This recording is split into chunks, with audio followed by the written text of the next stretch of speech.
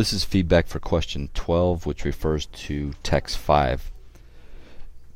Based on reading of the text, do you think the author was sympathetic to the Native American struggles? That's the question that you need to answer.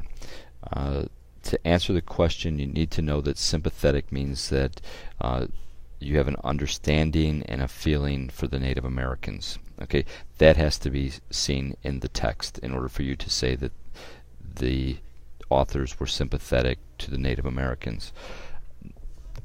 Next, you need to read and understand how the authors characterize the Native Americans and white soldiers. This will give you a good idea of whether or not the authors were sympathetic to the Native Americans. Then consider how the author considers the struggles of the Native Americans. Do they recognize the struggles that they've been through? Okay, here's an example of a student response. I think no, because he favors the whites, so he doesn't like what the Indian did. Okay, so here's a couple comments about this. First, the sentence doesn't make any sense. The pronoun use he is not clear. To correct for that, you need to answer the question, who does he refer to?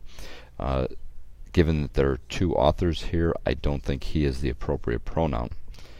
I've said in other videos that we need to avoid pronoun use. Next, doesn't like what the Indian did. This is not clear. What did the Indian do? Again, our point here is to figure out whether or not the authors are sympathetic. This predicate does not get anywhere near answering the question. To correct for these problems, state whether or not the authors are sympathetic to the Native Americans. That will be the subject of the sentence.